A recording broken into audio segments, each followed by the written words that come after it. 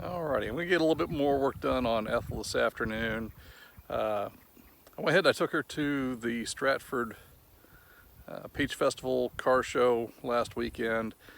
I had a lot of fun. A lot of folks really enjoyed her. Judges didn't, but so what? They had 10 classes, and apparently I hadn't spent enough money on Ethyl yet, but so what? The point was I got it out, I had fun. She's been out driving around, and that's always fun. Yeah, this afternoon I went ahead and I started sanding the white paint off. I was hoping to get down to the original teal green. However, Ethyl's been repainted quite a few times. I came to find out after sanding down a little bit. The white paint, there's probably 2 or 3 coats of white paint on. The white paint was put on over top of gray primer, which was put on over top of red paint, which was put on top of the original green paint that was on top of the original red primer. Unfortunately, most of the original green paint is gone. I guess they went ahead, they sanded down to what they felt was an adequate level and then shot the red paint on and just put that on top of bare metal in places, I guess, and then, or at least a very, very, very thin coat of red primer. And then, like I said, they went ahead, they put gray primer down over top of, or underneath the white paint. So let me show you what we're working with here. This was about, maybe 30 or 45 minutes worth of hand sanding, wet sanding. You can see it took me nothing at all to blaze right through to bare metal. There's the original red primer, and then the original green paint that was underneath. This is the factory green that Ethyl came with. Gray primer on top of that, and then there's the red that they went ahead and put down, and then more gray primer, and then the current coat of white. It's pretty thick here. I mean, you can see it's got a lot of depth to it. I'm trying to go ahead and I want to go back to the original green, and I was hoping that by sanding down I'd be able to go ahead and get to the original green, but more often than not I come straight to bare metal where somebody's been doing work on her. There's a little bit, looks like filler right here. I need to go ahead and work on this lip right here that's been damaged when the fender and the door weren't aligned. This is all done by previous owner, but that's okay. It'll all get done eventually, and eventually we're going back to this turquoise green. I forget what the exact name of this color is, but there's been a lot of trucks I've seen that have been painted this color. This is the color I'm going to use, and then I'm going to go with a white top from this body line up.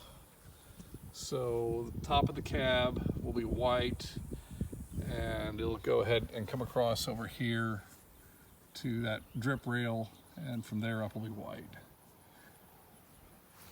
But that's where we're at.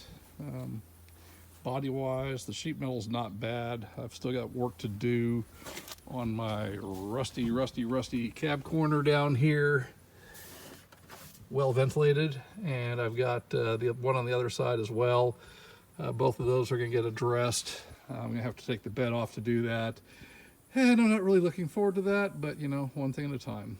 So right now it's just, ooh, it's actually got some shine to it. I'll be doggone. Wow. Just now noticed that. I mean, not that I'm going to go to the red, because I'm really not a fan of that red paint on this truck. I really like the green better, but I've actually got down to a shine. I'll be doggone. Anyway, back to work. All right, this is about 20 minutes of scrubbing, mostly with 400 grit.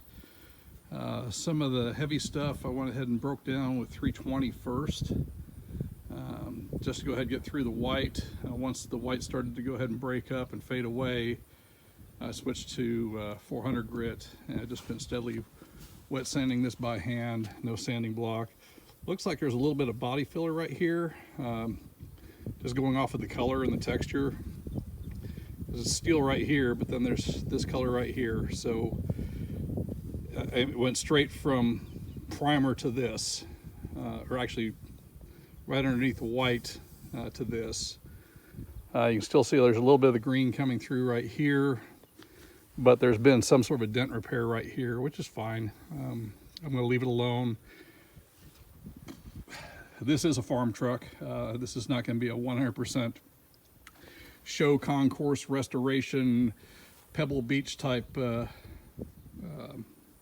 build by any stretch. So, you know, things aren't going to be perfect. It is a farm truck. It lives on the farm. It works on the farm. This edge right here, I'm starting to go ahead and get it cleaned up. Get the rust off of there. Just go straight down to bare metal, and then I'm going to go ahead and get the I can't remember the primer. It's etching primer. It's this stuff that I used right here.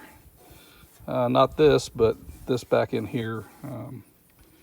Picked it up at Napa. It's really good stuff. It's kind of a greenish color, but it works well. It lays down well, and it seems to go ahead and hold off moisture. It doesn't go ahead and collect like the gray stuff does.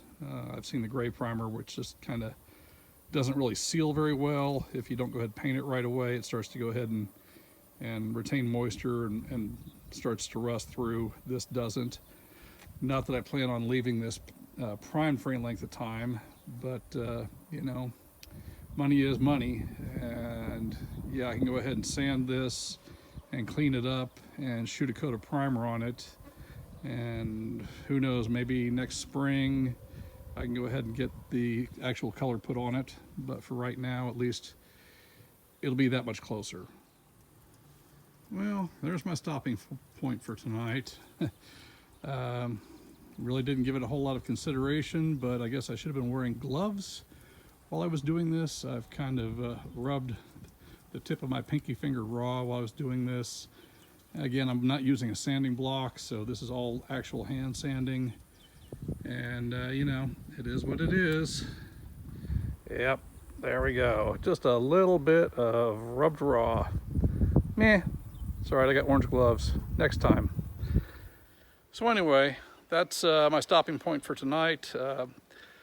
I'm pleased with how it's turning out. I'm disappointed that there's not more green underneath all of this, but you know, this truck I've had for 25 years. I don't know who had it before me, but let's face it, it's 1957 originally. It's been through probably more than a few hands. At some point, it's obviously been repainted a few times. There was some chrome work that was done probably down in Mexico. And that's fine. I mean, that's all part of the history of the truck. That's what makes it fun. That's what makes it a project. And I'm happy to have it, and I'm happy to be doing this. So, y'all have a good night.